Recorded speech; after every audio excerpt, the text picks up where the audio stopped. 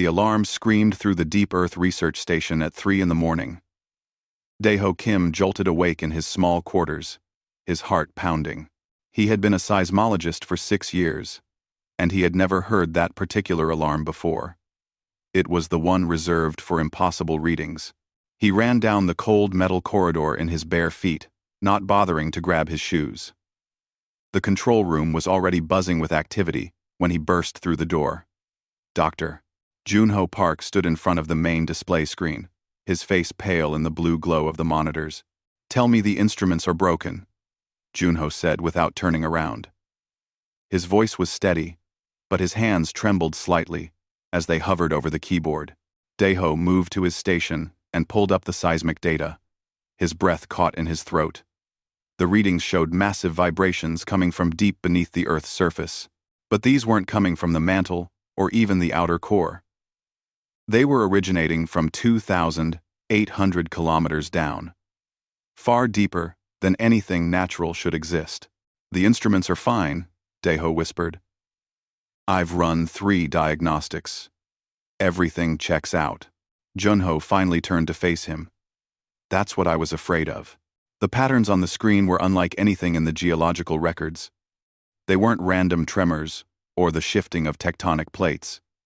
They were rhythmic, regular, almost like a heartbeat that had suddenly started beating faster after sleeping for a very long time. "How long has this been going on?" Junho asked.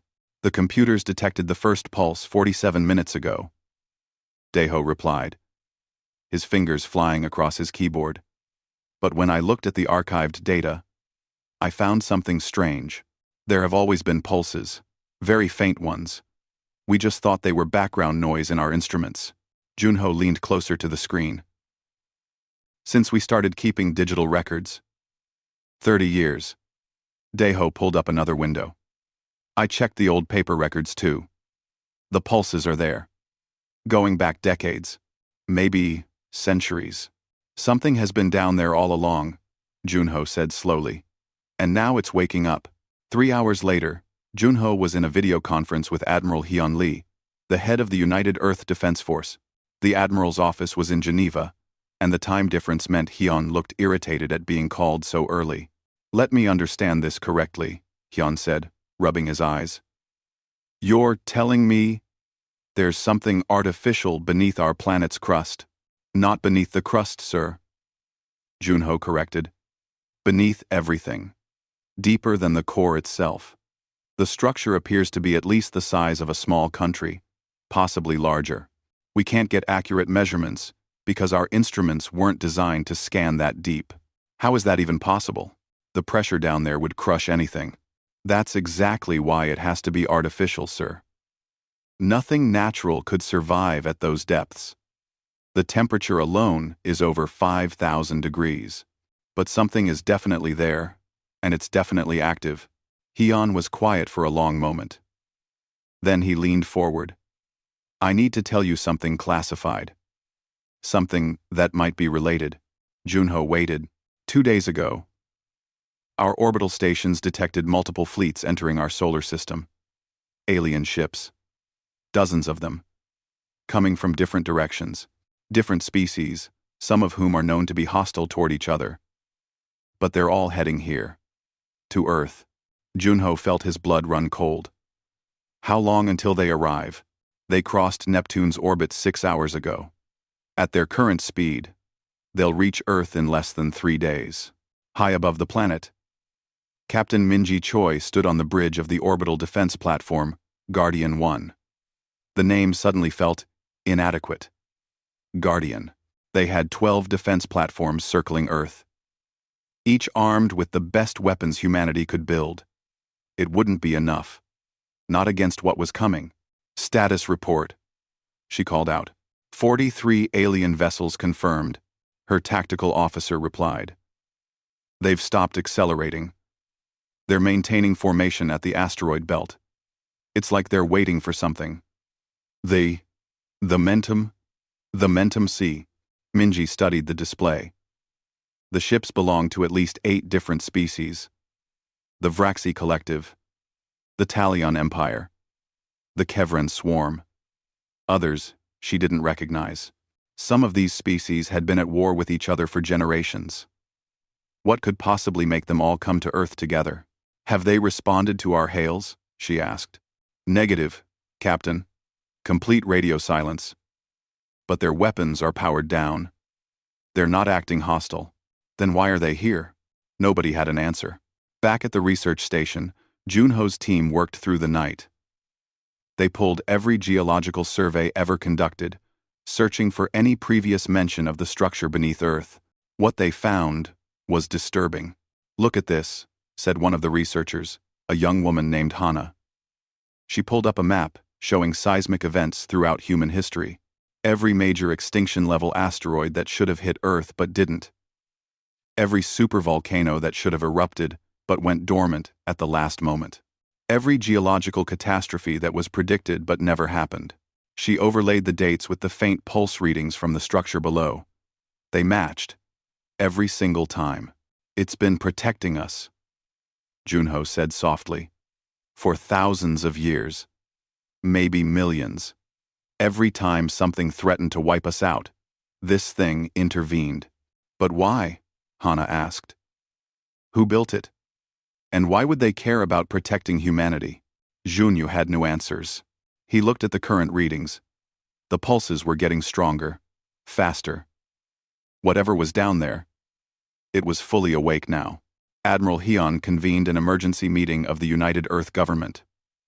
Leaders from every nation gathered virtually, their faces filled with fear and confusion. Junho presented his findings, though he kept his speculation about protection to himself.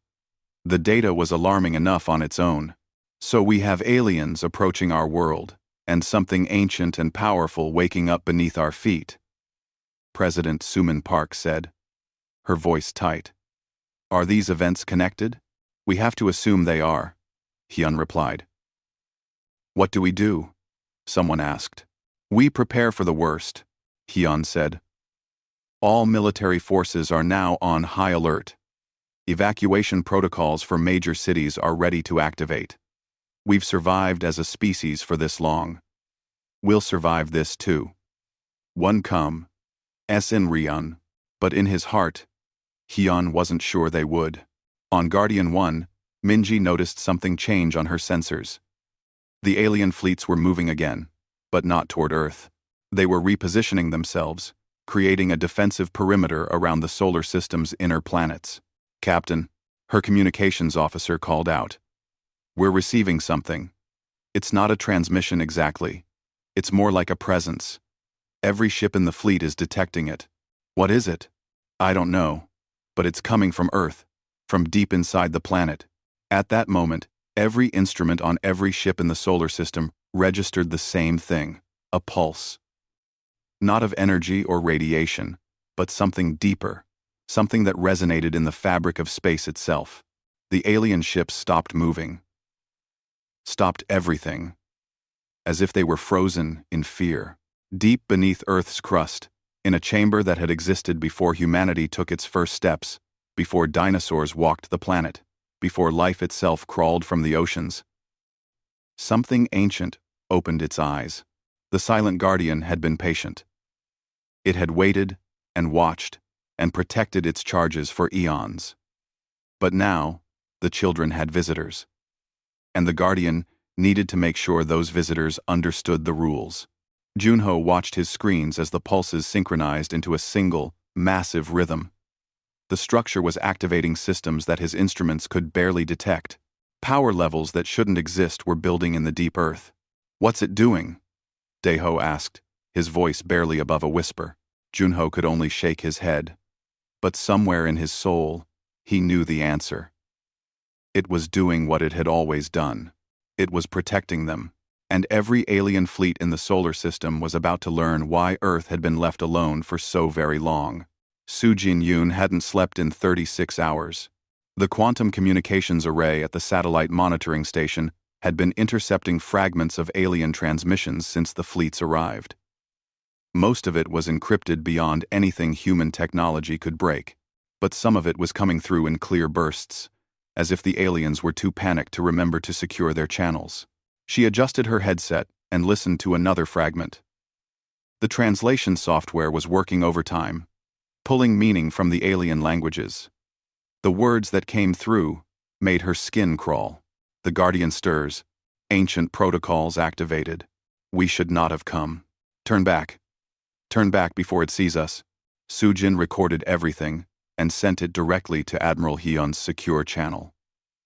Whatever was happening, these aliens knew something humanity didn't.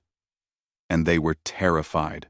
In a small office at Seoul National University, Professor Taewon Ryu was surrounded by ancient texts. The government had called him in the middle of the night, asking him to research any historical mentions of protectors or guardians beneath the earth. At first, he thought it was a joke. Now, looking at what he'd found, he wished it had been. The Korean myths spoke of the Earth Mother's sentinel, a being placed in the deep to watch over the land. The Sumerians wrote of the Abzu Guardian in their oldest tablets. Aboriginal Dreamtime stories mentioned the keeper below. The Mayans called it the heart of the world. Every major ancient civilization had some reference to something sleeping beneath the ground, watching and protecting. What disturbed Taewon most was how consistent the descriptions were across cultures that had never contacted each other. They all said the same thing. The Guardian was not human. It was old, older than humanity itself, and it would sleep until the people needed protection. He called Junho's research station directly. Dr. Park, I think I know what you found down there. And if I'm right, we've been living under its protection since the beginning of our species. Junho listened to Taewon's findings while watching his monitors. The structure's energy output had increased by another 30% in the last hour. Tunnels were forming in the deep earth. Channels of force and pressure that shouldn't exist. The Guardian wasn't just waking up. It was preparing for something. If this thing has been protecting us all along, Junho said slowly, why is it fully activating now? What's different? The aliens, Taewon replied. Maybe it knows they're coming. As if in response to his words, every seismograph in the facility spiked at once. A massive pulse of energy radiated from the structure below, traveling through the Earth and out into space at impossible speeds. On Guardian 1, Minji grabbed her command chair as the entire platform shuddered. Report. Energy wave just passed through us, her tactical officer said. It originated from Earth's core. No damage to any systems, but every sensor we have lit up like fireworks. The alien ships? They're reacting, Captain.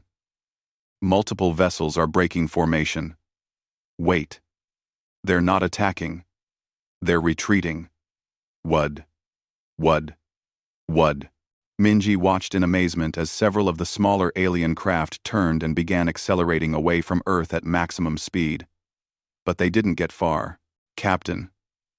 Sensors are detecting a massive energy spike. Direction is... Oh no.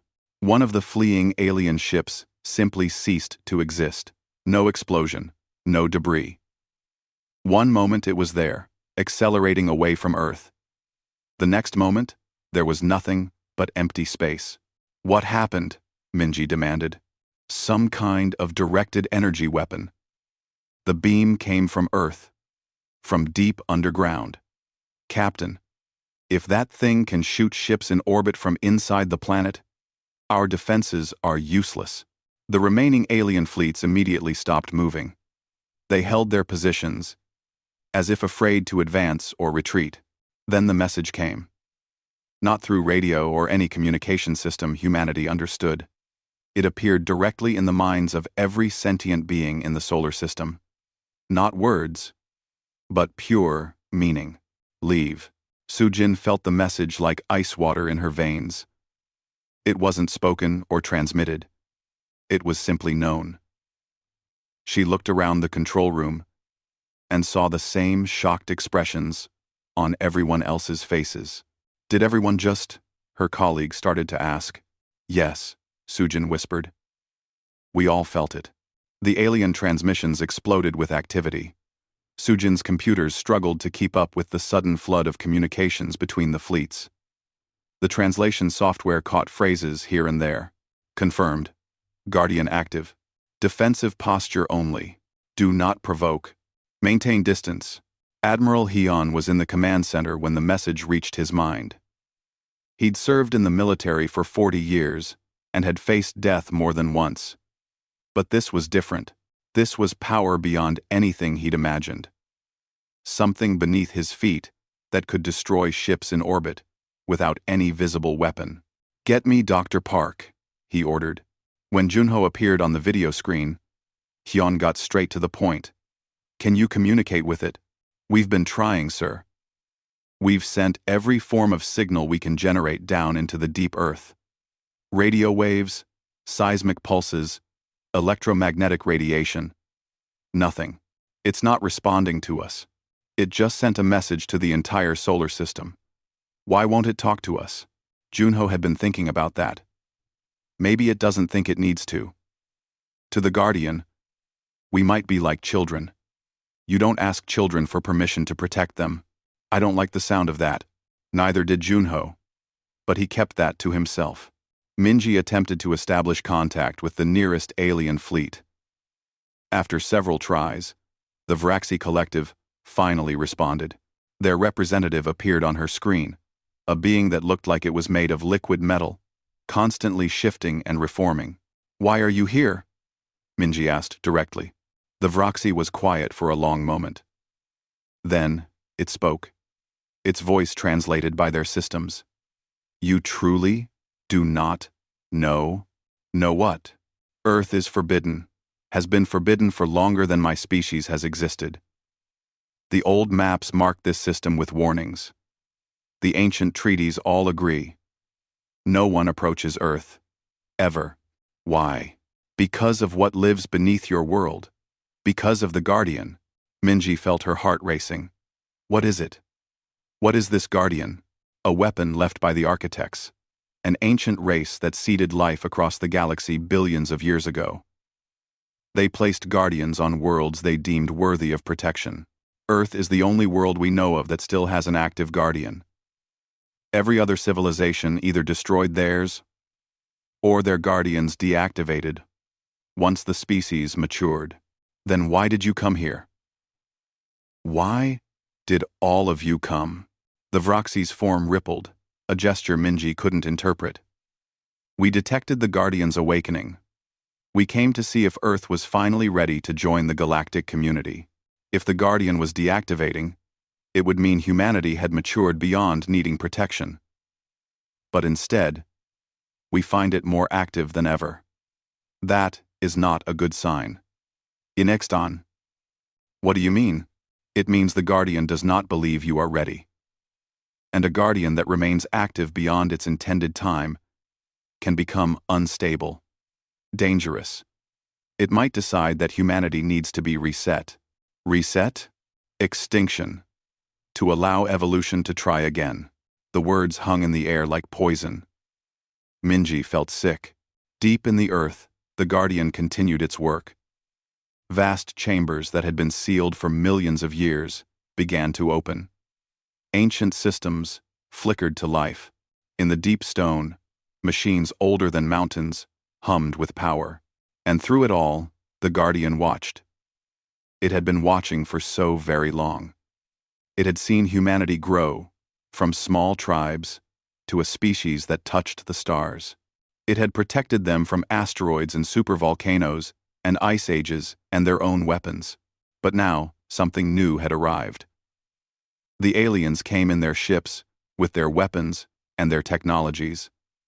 The Guardian ran calculations that would take human computers centuries.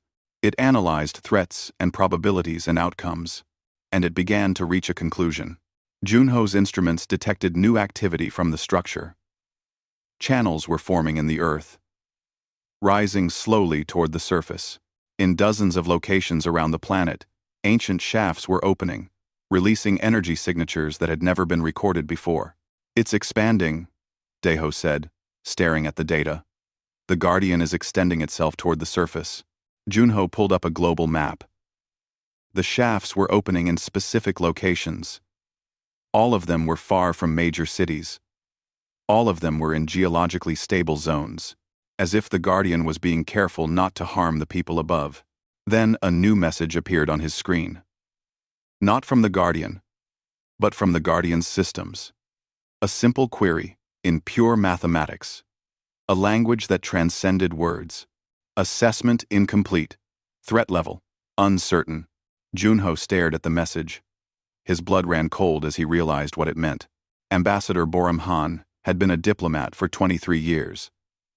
But nothing in her training had prepared her for negotiating with aliens, while an ancient weapon system beneath Earth decided humanity's fate. She sat in the communication room aboard Guardian 1, preparing to make formal contact with the Vraxi Collective.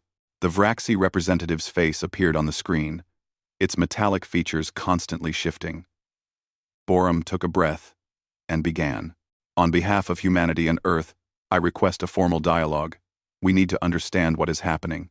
The Vraxi studied her for a long moment. You show courage, Ambassador. Most species in your position would be paralyzed with fear. Very well. I will tell you what we know, though the knowledge may disturb you. We're already disturbed. Please continue. Millions of years ago, a race called the Architects traveled the galaxy. They were the first to achieve true interstellar civilization. They seeded planets with the building blocks of life and watched as species evolved. When they found worlds with intelligent life, they made a choice. The Vraxi paused, its form rippling. For species they deemed worthy, they placed guardians. Massive defense systems buried deep in the planet's core. These guardians had one purpose: protect the developing species until they could protect themselves. Boram felt a chill run down her spine. And Earth has one of these guardians. Yes, but here is what makes Earth unique. The Architects disappeared billions of years ago. No one knows what happened to them. Their guardians were supposed to deactivate once a species reached a certain level of development.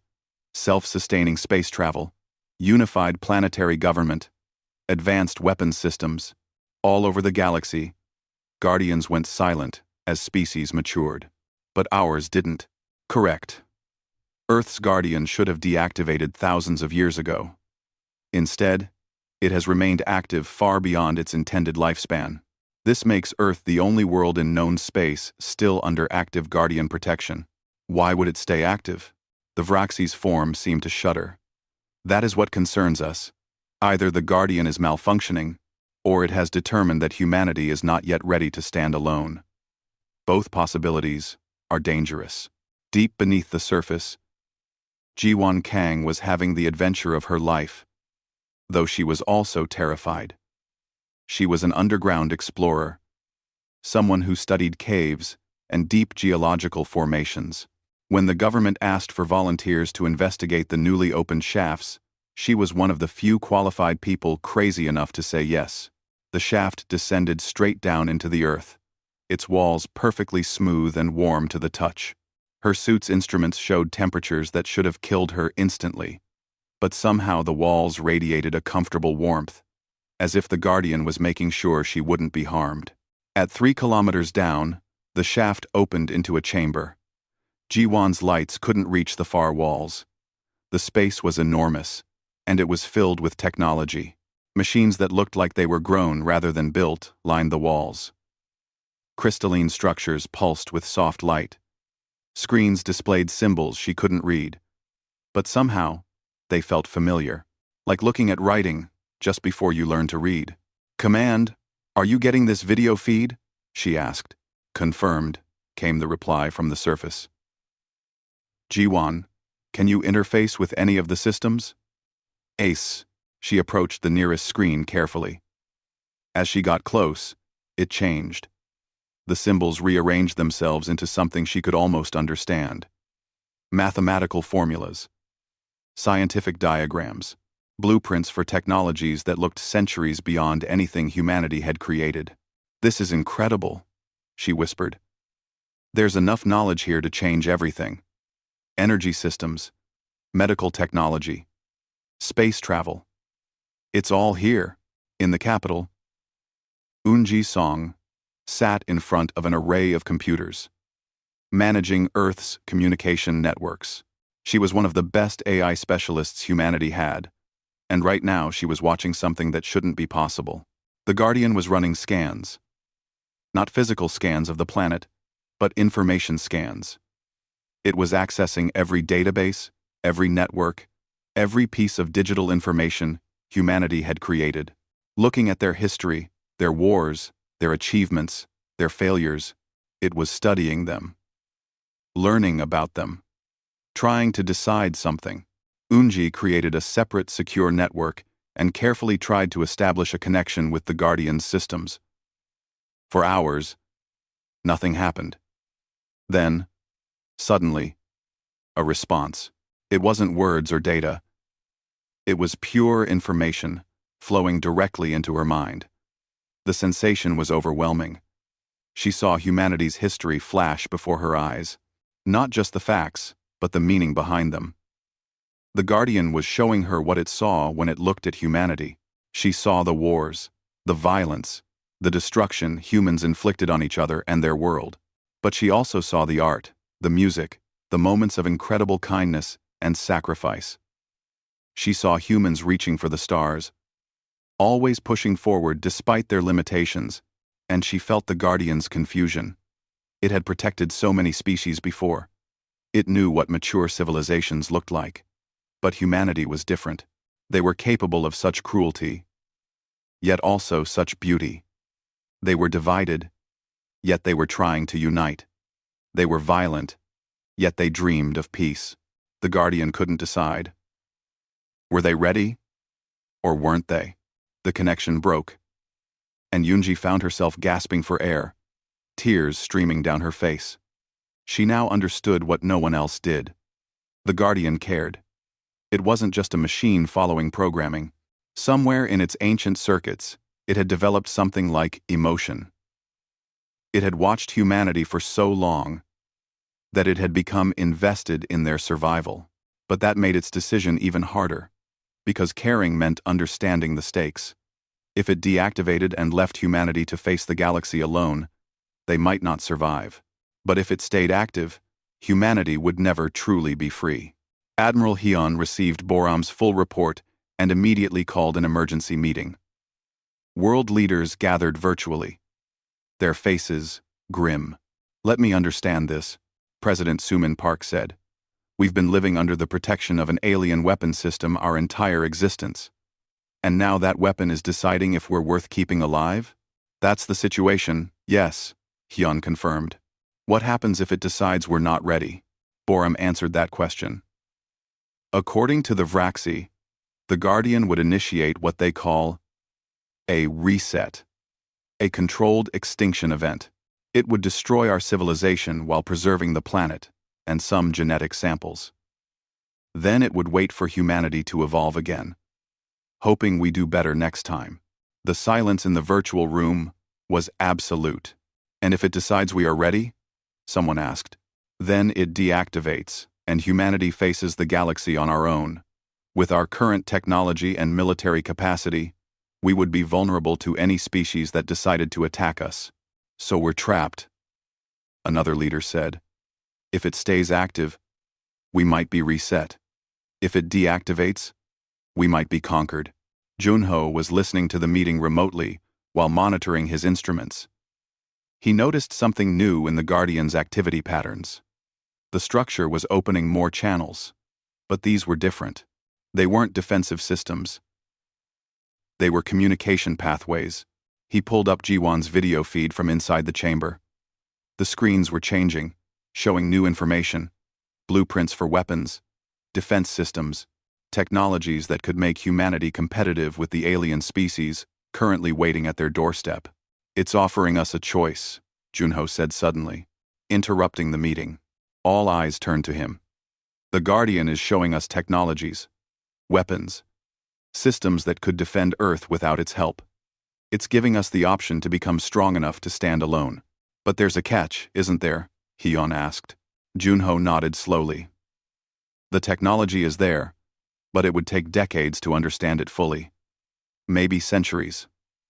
We'd need to prove we can use it responsibly, that we won't just use it to destroy ourselves or others." "Another test," Sumin said quietly. On Guardian 1, Minji received an alert from her sensors. The alien fleets were repositioning again. But this time, 3 smaller fleets were breaking away from the main groups. These ships had different markings. Pirate fleets. Mercenaries. Species that didn't care about ancient treaties or guardian warnings. "Captain, those ships are powering weapons," her tactical officer reported. "They're targeting Earth. Why would they do that?" They saw what the Guardian did to that other ship. Maybe they think the Guardian is distracted. Or maybe they're testing it. Either way, they're coming. Minji activated the ship-wide alert. "All hands to battle stations. This is not a drill." She opened a channel to Admiral Hyun. "Sir, we have incoming hostiles. 3 fleets. Total of 27 vessels. They're breaching the inner solar system." Hyun's face was grim. "Understood, Captain. Defend Earth with everything we have." "Sir, our weapons won't be enough against those numbers." "I know, but we have to try. The Guardian needs to see that we're willing to fight for ourselves." Minji understood. This was the test. The real test. Not whether the Guardian would protect them, but whether humanity would try to protect itself. Deep in the Earth, the Guardian detected the approaching hostile ships. Its weapon systems came online, more than capable of destroying the threat. But it did not fire. Instead, it watched, waited, wanting to see what the humans would do. In his research station, Junho saw the Guardian's weapon systems go active, then hold. He understood what was happening. "It's giving us a chance," he whispered. "It wants to see if we'll defend ourselves." The hostile fleets crossed Mars's orbit, accelerating toward Earth. And humanity's small defense force moved to intercept. Knowing they were outmatched, but refusing to back down, the Guardian continued to watch, its ancient processors calculating probabilities and outcomes. And for the first time in millions of years, it felt something new. Hope. Captain Minji Choi watched the tactical display as the hostile fleets approached. 27 ships against humanity's 12 orbital platforms and 36 defense vessels. The math was simple and brutal. They couldn't win this fight. "All platforms, this is Guardian 1, she transmitted. "Spread out into defensive formation Theta. Make them work for every inch." Her crew moved with practiced efficiency, preparing weapons that suddenly felt inadequate. These aliens had been traveling between stars, while humanity was still learning to walk upright. Their technology was better. Their weapons were stronger. Their shields were more advanced. But they didn't have something humanity had. They didn't have desperation. On Earth, Admiral Hyun stood in the command center, watching the same display. Every military base on the planet was on high alert. Fighter craft were scrambling. Ground-based weapons were powering up. They all knew it wouldn't be enough, but they prepared anyway. President Suman Park's face appeared on his screen. "Admiral, I'm authorizing the use of our nuclear arsenal, if necessary." Hyun shook his head. "With respect, Madam President, nuclear weapons won't penetrate their shields. We'd just be wasting ordnance. Then what do? We fight smart. We use what we have in ways they don't expect." Commander Yuna Oh sat in the cockpit of her fighter, waiting for the launch order. She was 28 years old and had been flying combat missions for 6 years. She'd trained for this her entire adult life, though she never really believed the day would come. Now it was here, and she was terrified. But her hands were steady on the controls. "All fighters, this is Guardian 1. You are cleared for launch. Remember your training. Remember what we're fighting for. Good luck." Yuna's fighter shot from the launch bay along with 47 others. A pitiful force against an alien armada. But it was what they had. The hostile fleets opened fire at maximum range. Energy beams crossed the darkness of space, targeting the orbital platforms. Guardian 1's shields flared as the first impact struck. Alarms screamed across the bridge. "Shields at 70%, the tactical officer reported. "They're concentrating fire on us." "Return fire," Minji ordered. "All weapons." Guardian 1's railguns thundered, sending projectiles downrange at a fraction of the speed of light. A few struck alien shields, causing them to flicker but not fail. The alien's ships barely slowed. Captain, Guardian 4 is reporting critical damage. Their shield generator is failing. Minji made a decision. Guardian 4. Fall back to secondary defensive position. Use Earth's gravity well as cover. All. Down in the research station, Junho watched the battle unfold through satellite feeds. The Guardian's systems were still active, still holding fire. It was watching humanity fight for itself. Come on, he whispered to the ancient machine beneath his feet. See what we can do. See that we're trying. But the Guardian remained silent. Jiwan Kang was still in the ancient chamber, deep underground. She had been studying the technology displays when the battle started. Now the screens were showing her something different. Tactical information. Weaknesses in the alien ship's designs. Targeting solutions. Command, are you seeing this? She transmitted. The Guardian is showing us how to fight them. Their shield frequencies. Their weapon cycles. Everything. Unji Song received the data and immediately began distributing it to the defense forces. Within minutes, every human ship and platform had the information. All units. This is command. Admiral Hyun transmitted. New targeting data incoming. Focus fire on these specific points. Synchronize your attacks with their weapon cycles. We can do this. Yuna received the data in her cockpit. The alien ship's shields had a weakness. A brief moment every 12 seconds when they had to drop to allow their own weapons to fire. If humanity timed their attacks perfectly, they could get through. All fighters, form up on me, she called. We're going after the lead ship. Attack pattern Delta. Wait for my mark.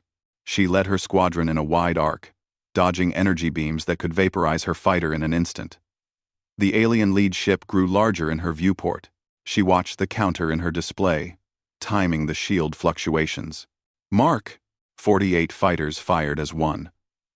Their weapons were primitive compared to the aliens, but concentrated at the right moment. They were enough. The alien ship's shields collapsed. The follow-up shots punched through its hull. The massive vessel shuddered and began to list. Target damaged, Yuna shouted. It works. The Guardian's data works. On Guardian 1, Minji saw the success and immediately adapted her strategy. All platforms, coordinate your fire. Wait for the shield drops. Make every shot count. The tide of the battle began to shift. The alien ships were still more powerful, but humanity knew their weaknesses now, and humans had spent their entire existence as a species learning to defeat stronger opponents through cunning and coordination. Guardian 4, damaged and limping, used Earth's gravity to slingshot itself behind the alien formation. Its crew waited for the perfect moment, then fired everything they had at the engines of an alien cruiser. The ship exploded, taking 2 nearby vessels with it in the blast. But the victory came at a cost. An alien destroyer broke through the defensive line and fired on Guardian 7.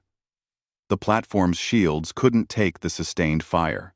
They collapsed, and the next shots tore through the hull. Atmosphere vented into space. Escape pods launched, but many didn't make it. Guardian 7 is gone, the tactical officer reported, his voice tight. Minji felt each loss like a physical blow, but she couldn't stop, couldn't mourn. Not yet. Continue the attack. Don't let their sacrifice be for nothing. Deep beneath Earth's surface, the Guardian watched the battle with processing power that exceeded anything humanity had created. It analyzed every move, every decision, every sacrifice. The humans were losing. Their ships were being destroyed. Their platforms were failing. By any logical assessment, they should surrender or flee. But they weren't doing either. They were fighting harder, fighting smarter, using tactics the Guardian had never seen before, turning their weaknesses into advantages, using Earth's gravity, the asteroid field, even their own damaged ships as weapons, and they were protecting each other. The Guardian watched as one human vessel deliberately moved into the line of fire to shield another damaged ship. watched as pilots flew suicide runs to buy their comrades time to escape, watched as a platform that had lost weapons stayed in formation anyway, using its remaining shields to protect others. This was not the behavior of a species that needed protection. This was the behavior of a species that protected itself. The Guardian began to make its decision. Yuna's fighter had taken damage. Her shields were gone and her weapons were nearly depleted. But she saw an opportunity. The alien flagship had moved too far forward, trying to deliver a killing blow to Guardian 1. It was isolated from its support ships. "All remaining fighters, follow me," she transmitted. "We're taking down their flagship." "Commander, that's suicide," someone replied. "Maybe. But if we take it out, the rest might retreat." "Who's with me?" Every remaining pilot followed her in. They came at the flagship from all directions, dodging defensive fire that filled space with deadly energy. Yuna's fighter was hit, losing her left engine. She compensated, kept flying, her targeting computer locked on the flagship's bridge. "For Earth," she whispered, and fired her last missiles. The missiles struck just as the flagship's shields dropped for its weapon cycle. They punched through the armor and detonated inside the ship. The flagship's reactor went critical. The explosion lit up the darkness like a new star. Yuna's fighter was caught in the blast wave. She had just enough time to think that it had been worth it before everything went white. But her ejection system fired automatically. The blast propelled her escape pod clear of the explosion. She tumbled through space, unconscious, as the battle raged around her. With their flagship destroyed, the alien fleets faltered. The Guardian had been right about one thing. Mercenaries and pirates weren't willing to die for a cause. They had come thinking Earth was undefended, easy prey. Instead, they'd found a species that fought like cornered wolves. The surviving alien ships broke formation and retreated, accelerating away from Earth as fast as their engines could manage. On Guardian 1, Minji could barely believe what her sensors were telling her. "They're running. The aliens are retreating." Thun, thun, thun. A ragged cheer went up across the bridge. They'd done it. Against impossible odds, they'd defended Earth. Admiral Hyun stood in the command center, watching the alien ships flee. Around him, his staff were celebrating, but he remained still. They'd won the battle, but at a terrible cost. 4 orbital platforms destroyed, 22 fighter craft lost, over 300 people dead, but they'd won. They'd proven they could defend themselves. Deep in the Earth, the Guardian completed its assessment. It had watched humanity face extinction and fight back with everything they had. Watched them sacrifice for each other. Watched them adapt and overcome. The conclusion was clear. In Junho's research station, every instrument suddenly spiked. The Guardian's systems were activating on a scale they'd never seen before. Power levels that made the earlier readings look like static electricity. "What's happening?" Daeho shouted over the alarms. Junho stared at his screens as new data flooded in. The Guardian was doing something. Something big. Something that would change everything. "I think," Junho said slowly, "it's making its decision." In her escape pod, Yuna regained consciousness. Through the small viewport, she could see Earth below, beautiful and blue. She'd saved it. They all had. And deep beneath that beautiful world, an ancient machine prepared to reveal its final judgment. The Guardian was deciding whether humanity was worth saving. And it hadn't made up its mind yet. The message came not through technology, but through something deeper. Every human on Earth felt it at the same moment. A presence in their mind that was ancient beyond measure, yet somehow gentle. The Guardian was speaking to them all. Assessment complete. Humanity has demonstrated sufficient capability. In the command center, Admiral Hyun steadied himself against his desk. The voice in his head was not threatening, but it carried weight that made his knees weak. Around him, his staff were experiencing the same thing. Observation. Your species displays critical vulnerabilities. Technological development insufficient. Planetary unity, incomplete. Defensive capacity, marginal. President Suman Park felt tears running down her face. They'd fought so hard, lost so many people, and now the Guardian was listing their failures. But the voice continued. Observation.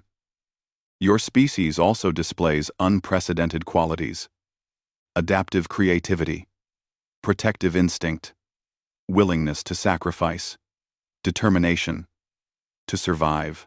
On Guardian 1, Captain Minji Choi listened to the Guardian's words while coordinating rescue operations for the escape pods still drifting in space. Every word the Guardian spoke resonated with truth. Conclusion. Humanity is not ready to face the galaxy alone, but humanity has proven worthy of choice. Junho felt his heart racing as he watched his instruments. The Guardian's systems were reconfiguring, changing in ways he couldn't fully comprehend. Whatever was about to happen, it was unprecedented. Proposal. Partnership. I will not deactivate. I will not maintain full protection. Instead, I offer a new arrangement. The Guardian's presence seemed to pulse, and suddenly every human understood what it meant. Images and concepts flooded their minds.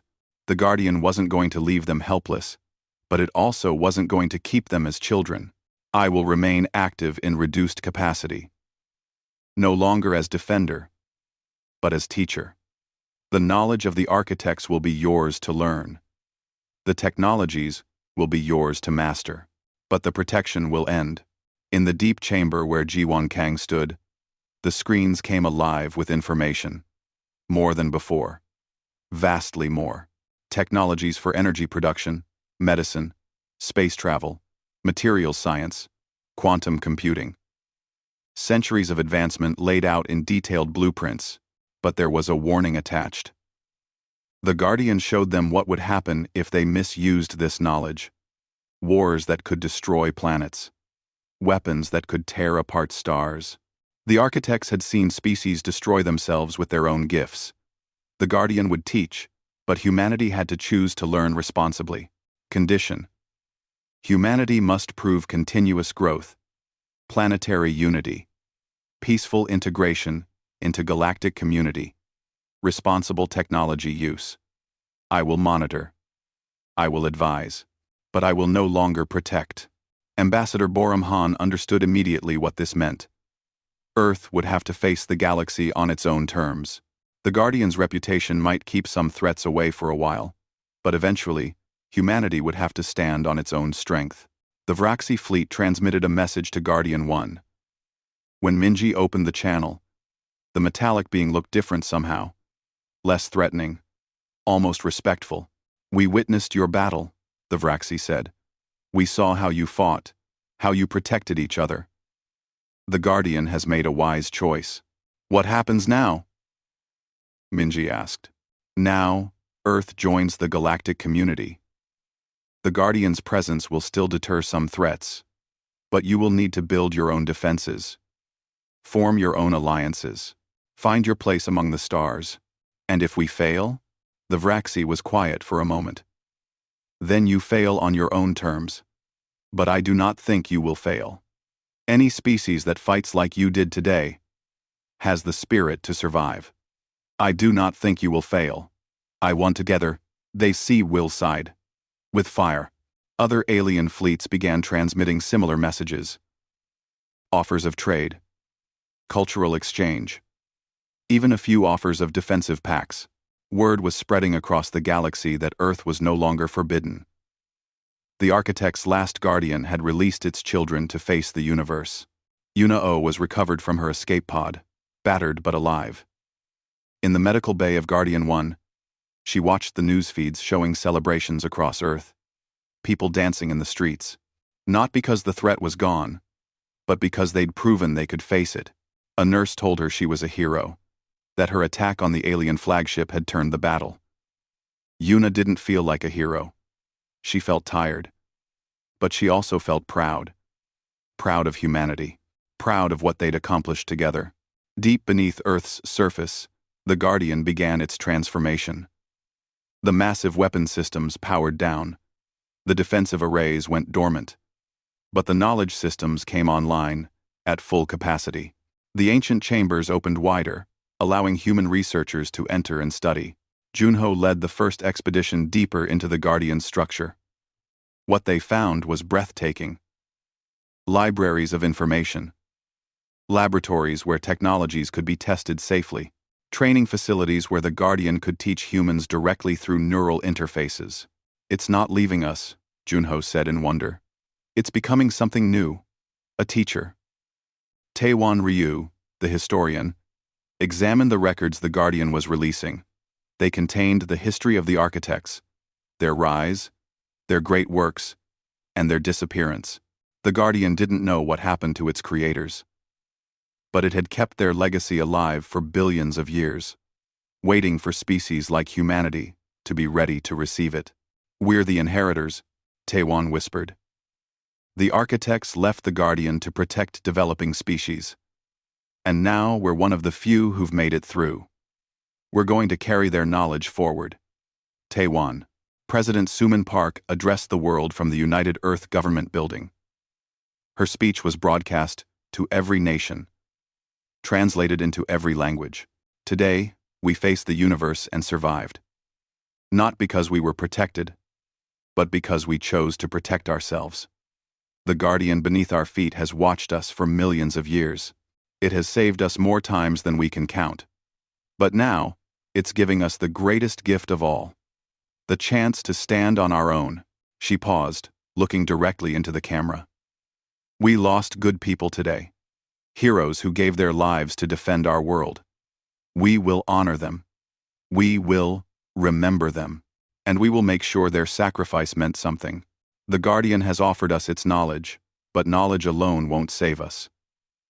We must use it wisely. We must unite as a species. The aliens out there are watching us now. Some with friendship, some with hostility. We need to be ready for both. Humanity's childhood is over. We're stepping into a galaxy that doesn't care about our survival. But we've proven something today. We've proven that we deserve to be here. That we can adapt. That we can fight. That we can win. The Guardian will still be here, beneath our feet, watching and teaching. But it won't fight our battles for us anymore. That's our job now. And I believe we're ready for it." Admiral Hyun began the massive task of rebuilding Earth's defenses. The Guardian provided blueprints for new weapons, new ships, new defensive platforms. But building them would take time. Years. Maybe decades. In the meantime, he coordinated with the alien species offering peaceful contact. Trade agreements for resources Earth needed. Cultural exchanges to help humanity understand their new neighbors. Defense pacts with species who saw Earth as a potential ally. The galaxy was a dangerous place, but it was also full of opportunity. Minji Choi was promoted to admiral and given command of Earth's first true interstellar vessel. The Guardian had provided the designs, but human engineers built it with their own hands. They named it the Yuna-O, after the pilot who'd sacrificed everything to defend Earth. The ship's mission was simple: establish humanity's presence in the galaxy, visit other worlds, make friends, make alliances, show the universe that Earth was no longer a protected child, but a species ready to stand among the stars. Deep in the Guardian's chambers, Yoonji Song worked on the neural interface systems. The Guardian wanted to share its knowledge, but it had to do so carefully. Too much information too fast could overwhelm human minds. She developed programs that would teach humanity gradually, letting them grow into the architect's legacy. "How long will it take?" she asked the Guardian through the interface. "How long until we know everything you know?" The Guardian's response was patient. "Centuries. Perhaps millennia. The architects accumulated knowledge over billions of years. But you will learn. Humans learn quickly. Adapt. Quickly. It is your greatest strength. And what happens when we've learned it all? When we don't need you anymore? Then, I will rest. As I always should have.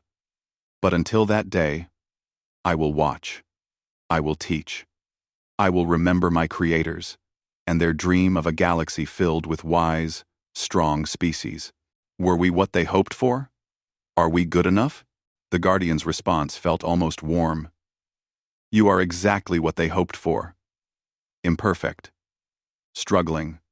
But always trying. Always reaching for something better. That is what makes a species worthy.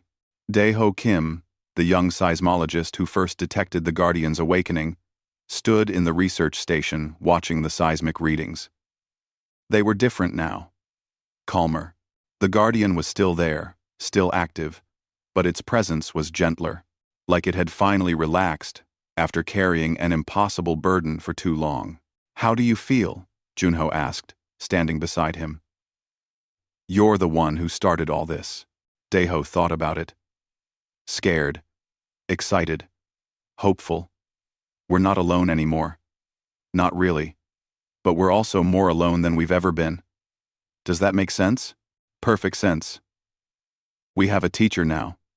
But we have to do the work ourselves. We have help. But we have to fight our own battles. Do you think we can do it? Really? Junho looked at the data, then at the young man beside him. Did you think we could win that battle today? No. Exactly. We're good at doing impossible things. It's kind of our specialty. Far across the galaxy, the news spread. Earth, the forbidden world, was open. The Guardian still lived, but it had released its hold. Humanity was emerging into the galactic community. Some species welcomed the news, others feared it. A species protected by an architect guardian for millions of years might have inherited something special, something dangerous. They were right to be concerned. Humanity was stepping into the stars, and they were bringing with them everything that made them human. The creativity, the stubbornness, the refusal to give up, the ability to adapt and survive against impossible odds. The galaxy would never be the same. Deep beneath Earth's crust, in a chamber older than mountains, the silent Guardian settled into its new purpose. For millions of years, it had protected. Now, it would teach. And someday, perhaps, it would rest. But not yet. Not until its children were ready to truly stand alone. The Guardian's sensors detected Dae-ho's seismograph monitoring it. The young human who first heard its awakening. The Guardian sent a pulse through the earth. Not a weapon. Not a warning. Just a simple rhythm, a heartbeat. Slow and steady. Patient and eternal. Dae-ho watched the reading appear on his screen and smiled. You're welcome, he said to the ancient machine. And thank you. The Guardian heard him. And if an ancient alien machine could smile, it did.